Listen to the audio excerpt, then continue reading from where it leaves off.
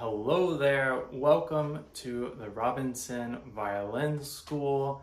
This is our free course where we're taking complete beginners, and in just 7 days, we'll be playing our very first piece on the violin. Extremely exciting. This is day 6, where we're going to be looking at dynamics, phrase lengths, musical expression, and how we use the three ingredients in creating sound to actually create dynamics and musical expression. All right, so I have the presentation ready. Go ahead and grab your violin and bow, and let's go ahead and get started. All right, here we are in day 6, where we will be talking about sound like a musician. All right, let's get started here. So this is our agenda for today. We will be covering dynamics, how to recognize them, what they are. We'll also be talking a lot about musical expression, phrasing, things like that. And then we're going to talk about everything comes from the three ingredients. So if you remember earlier in this course, we talked a lot about sound production and these three ingredients to sound and production, which relate to the bow and how we use it. So we'll be kind of coming full circle here with those three ingredients and how it relates to dynamics and musical phrasing. All right, so follow our channel, YouTube, Instagram, and TikTok. Share this free course with everyone you know. Let's make learning the violin accessible to everyone, and let's start a music making revolution. Warning, this is the most important video in this course so far. Don't jump around or skip this video. It's very important that you complete this entire video. If you'd like, you can watch this in twice the speed if you would like to save some time. All right, dynamics. Here we go. So I want to define dynamics and look at some of our choices that we have and what we will recognize as dynamics in music. So in music specifically, dynamics refer to the volume of a sound or note, as well as the variation in loudness between different passages. Dynamics act as the emotional volume control, allowing performers to express feelings like tension, excitement, or calm. And we'll get more into the nitty-gritty of that, but I want to show you some examples of what dynamics actually look like. Um, so again, dynamics are basically volume levels or how to express notes in specific ways. So this is the first example we're looking at is what we call forte, and then that's the symbol that you'll see in the music. And all these symbols that I'm going to show you are generally placed right under the notes that correlate to the specific dynamic. All right, so forte means loud. All right, so if you see this kind of cursive looking F. It kind of actually looks like the F holes on the violin. It means loud. It means to play with a lot of sound. Okay. Now we also have mezzo forte, which translates to medium loud, right? And that's MF. That's what that looks like. Then we have piano, which is just a lowercase p, and it means soft. So we play softly there. Okay, and then we have mezzo piano, which means medium soft. All right, and mezzo translates to medium. Then we have fortissimo, which means very loud, so it's louder than forte. All right, and then we have pianissimo, very soft. Now, sometimes in music, the later within the eras of music you go, so like romantic era, contemporary period of at least in classical music, I'm sure in popular music as well. You'll see even more like fortissimo, like 3 or 4 Fs. It's a little excessive, but it does happen. Sometimes, actually, in Beethoven's music, he'll write some things like that. He was pretty revolutionary in that aspect. Um, Also, on the flip end, also pianissimo, you may say 3 or 4 Ps, which is like pianissimo. It's kind of interesting. We don't normally say that as musicians. We just say, oh, 3 Ps, 4 Ps. It kind of gets the point. Okay, so it doesn't, it just basically means like it's all relative in the end. grand scheme of things, but you really don't need to worry about anything more than these that I've shown you right there. Okay, now there's a few other things that we can look at, specifically diminuendo, which actually means to get softer. And so it's normally it's shown in two ways. This is the first way that we often see it, where it's actually kind of um, just a descending squiggle here, or two lines that gradually come to a point. And then the opposite of that, crescendo, right? So this will happen over like a series of notes generally, and basically from where it starts until where it ends. So if you start the notes here and then the notes end here, you kind of see the trajectory of where the you start to get softer and to when you kind of stop getting softer more, and vice versa for crescendo. Okay, so these are two ways that we notate that in music, and then the other way is to actually just write abbreviation. So dim is the same exact thing as diminuendo, and a lot of times it's a little more vague when they write this, and sometimes they do write a dotted line to show kind of like a specific trajectory to the diminuendo or crescendo, which is also written like this sometimes. Um, Normally they use that when it's over many measures, like maybe to get loud or soft over 10 measures or so. It would be hard to notate kind of this kind of hairpin kind of yeah, notationally, it would be just difficult on the page and it'd be hard to notate that realistically. So these are some other options that composers use. Okay, so that's basically what dynamics are, how we notate them, and what they mean.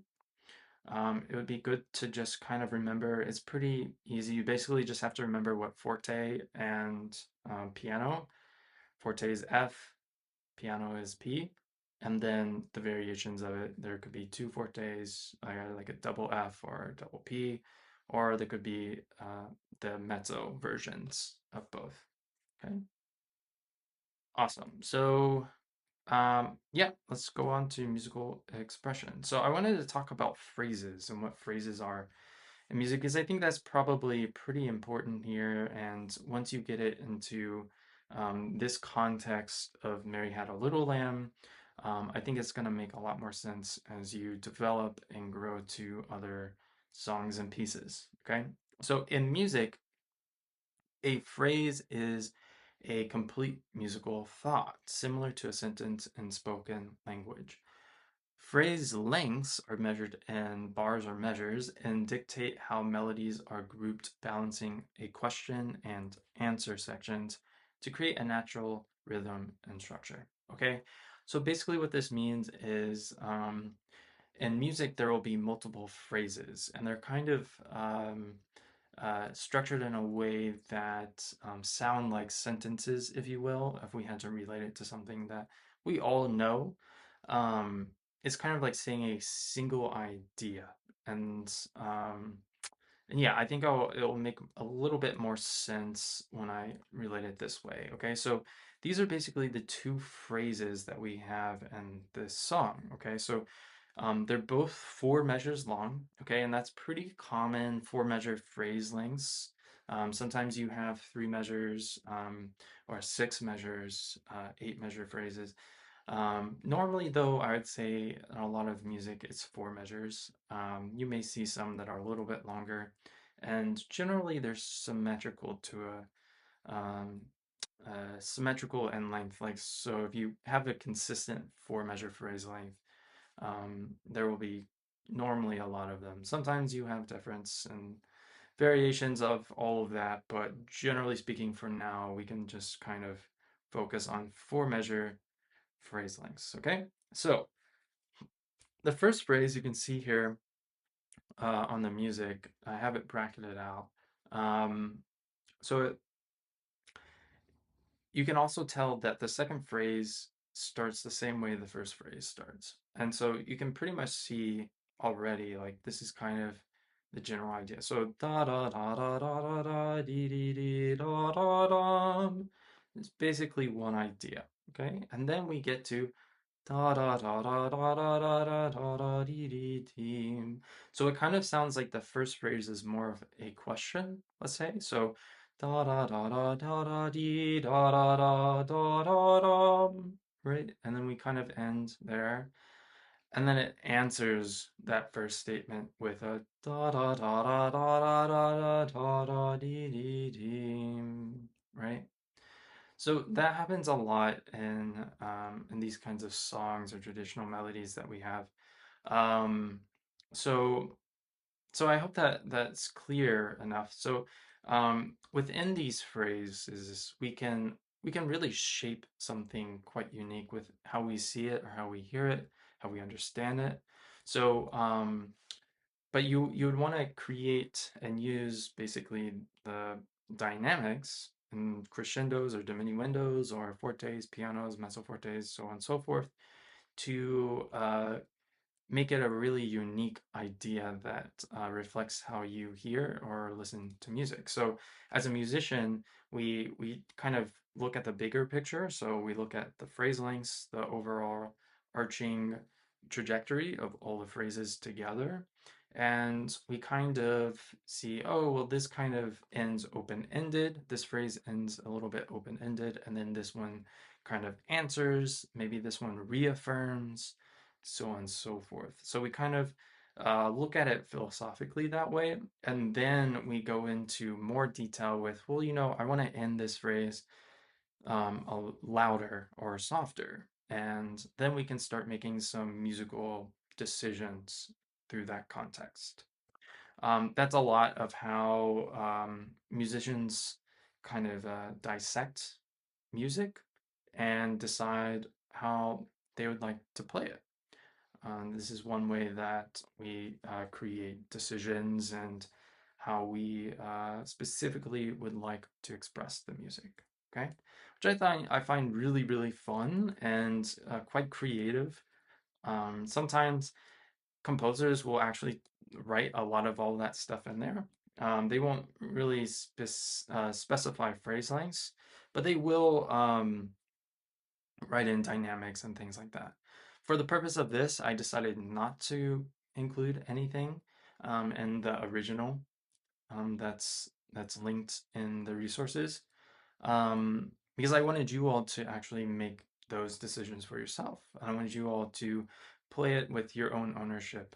So let's look a little bit at how these three ingredients actually play into all of this. Okay, so we can understand, make decisions. Oh, this should be louder, this should be softer, we should get louder here or softer here, so on and so forth. But if we don't actually know how to create that variance and dynamic, um, you know, it doesn't really make sense for us to always make all these decisions. Okay, so here we go. So I want to look at these phrases, and I want to kind of jump out of the presentation and start examining how we can actually do this and create different aspects of our sound and dynamic levels and all that. All right, so I'll see you with my violin in just a second. All right, so let's look at how we can use the three ingredients. So let's review that: bow speed, bow weight, and sounding point, in order to create some musical ideas, use different dynamics, and perhaps actually make some of these phrases a little bit more obvious and structured. Okay, so um, first thing that I would like to explore is how we can use actually bow speed. Okay, so sometimes I like to think about bow speed actually as the amount of bow that we're using, and I think about that like within each note, let's say. So if I use a lot of bow for each note, so I'll exaggerate this, right? So it's pretty excessive, right? It's really big bows, probably not what we're going for, right? And so, But now if I use like a little bit more, so that was with like a lot of bow speed, but if I used a little bit more, let's say bow weight, so less, let's say less speed, more weight.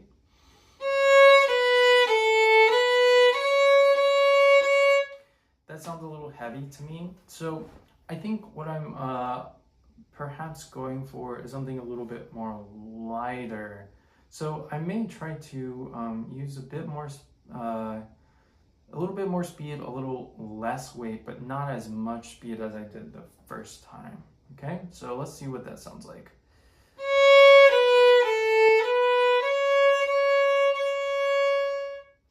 I think that sounds a little bit more of the sound I'm going for. But generally, using this as an example, I'm basically experimenting, right? So I'm trying more weight. Okay, that's what that sounds like. Perhaps that's not really what I'm going for. Let's use more speed. And oh, maybe that's still not what I'm really going for. But I like the combination of both. So this is a process that we do quite often. That's more or less experimentation with, let's try using, again, these types of ingredients, so the 3 ways we create sound, and determine what actually fits best for the music and the music's sake. And this can be quite personalized to you and how you hear and understand and want the music to sound, which is totally appropriate and what I actually encourage and recommend.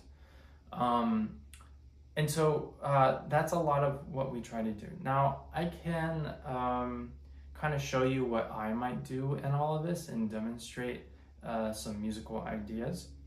And I'll explain exactly what I did afterwards, okay? So let me go through the entire Mary Had a Little Lamb piece and try to do some different dynamics and things like that. Okay, here we go.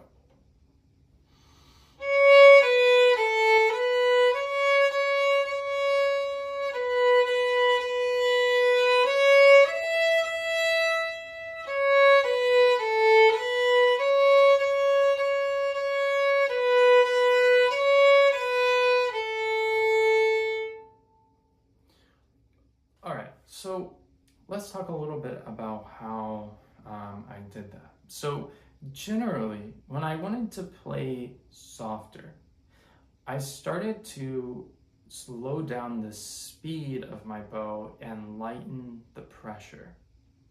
And I also moved a little bit closer to the fingerboard.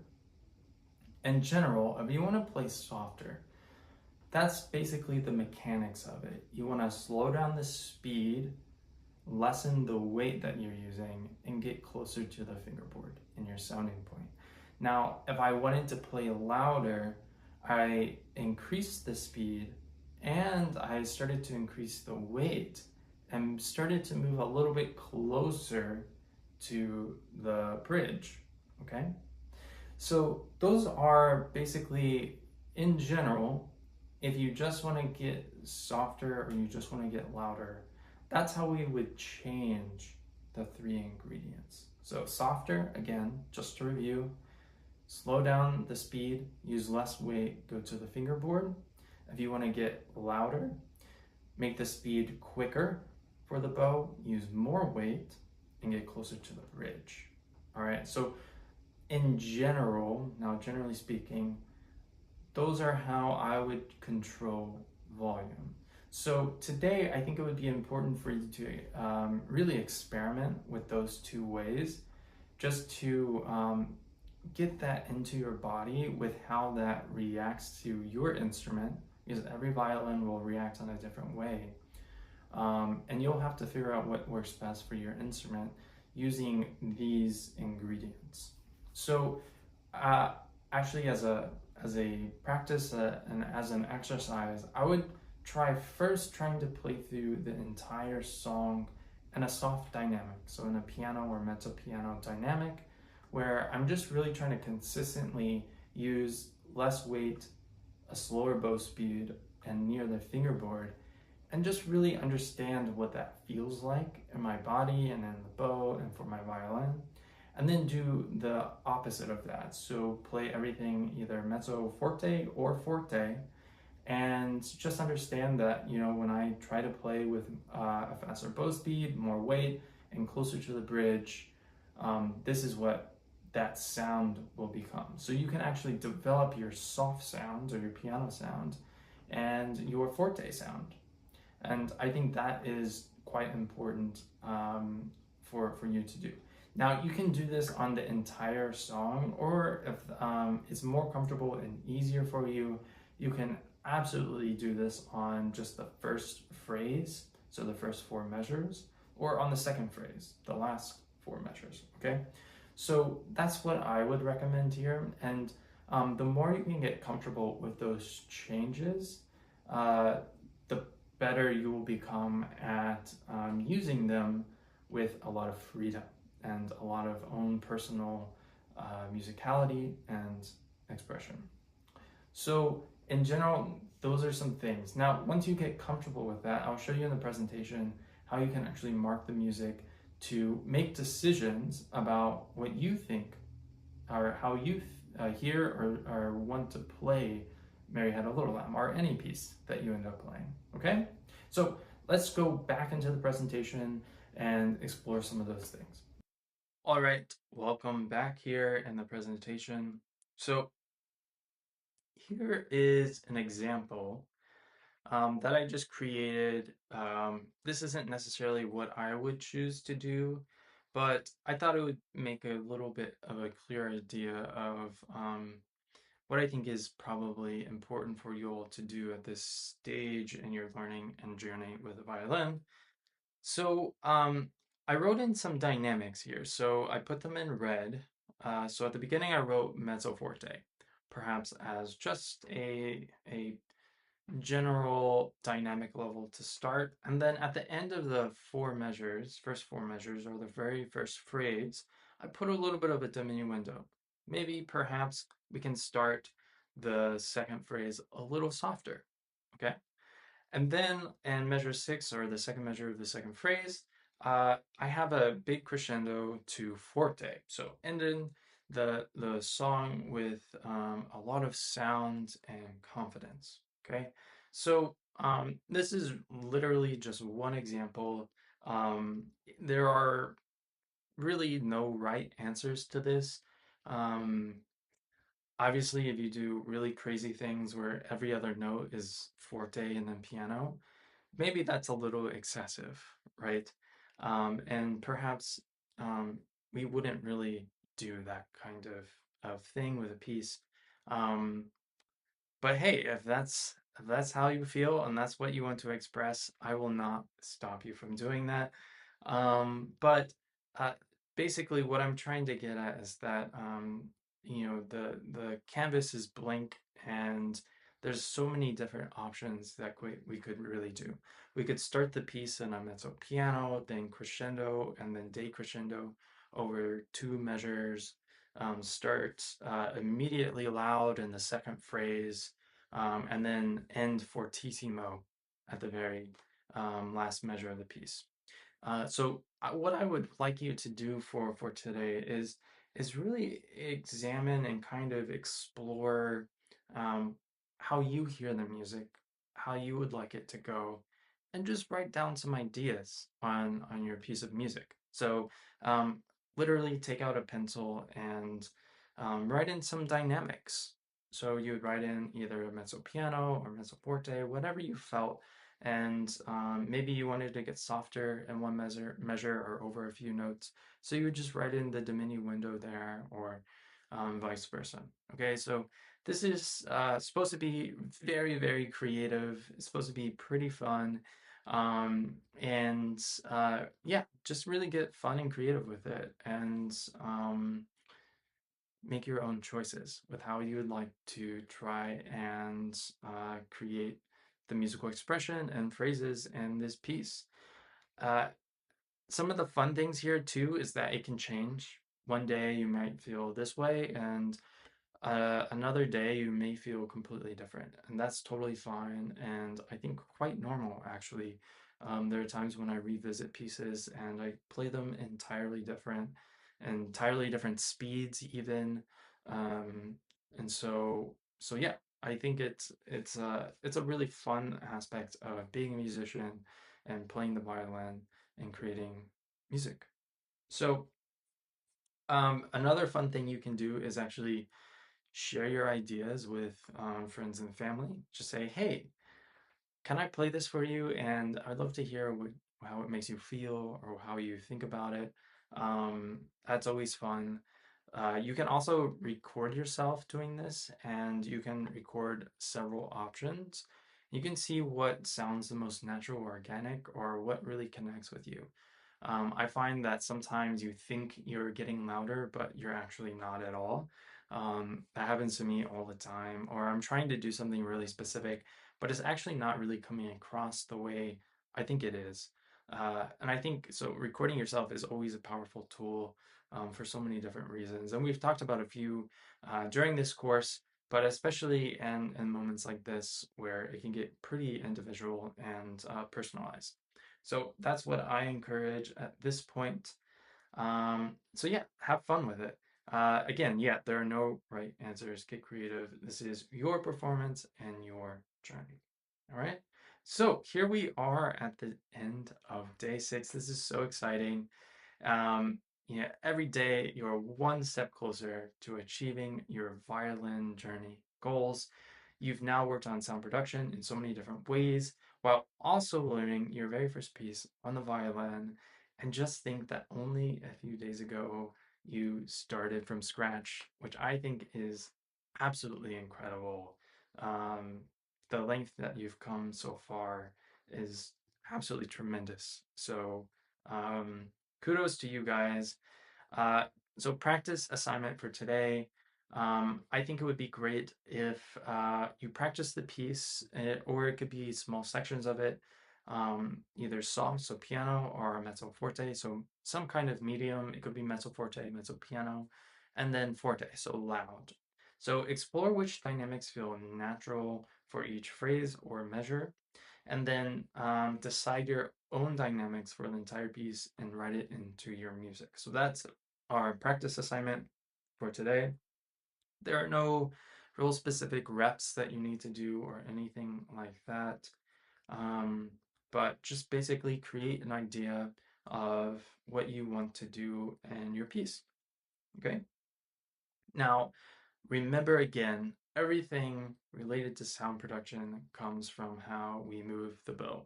Okay, so sometimes with beginners, um, they're trying really hard to create a loud sound or something like this, but they're forgetting about all the three ingredients and how to utilize them all together in order to create more sound or create a louder dynamic. All right, so just remember that as you're exploring these ideas and figuring out your own dynamics. If you ever need help or have questions, please book a free violin strategy call with me and let's explore how I can make your violin journey as meaningful as possible. The link or the URL is right there, robinsonviolinschool.com/start. It's also in the video description to make it as easy as possible. I'd love to find ways of helping everyone that interacts with this course and seeing how I can make playing the violin as satisfying as possible, as meaningful as possible, and achieve all the goals that you want to achieve with it. This is literally the thing that I find so meaningful in my own life and being able to help others. And the fact that I can do that means the world to me. And I hope this really helps start your journey and um, start playing the violin in ways that you've always wanted to. I really want to open this door for you and be there for you and all of these things. So um, please book a call. It's completely free. And again, I will make a complete plan for you in this call. And if you feel like it's not really right for you, that's totally fine. At least you'll be getting a plan forward with how to achieve your goals on the violin, which again is the most meaningful thing I can do for other people. So yeah, I hope I can help.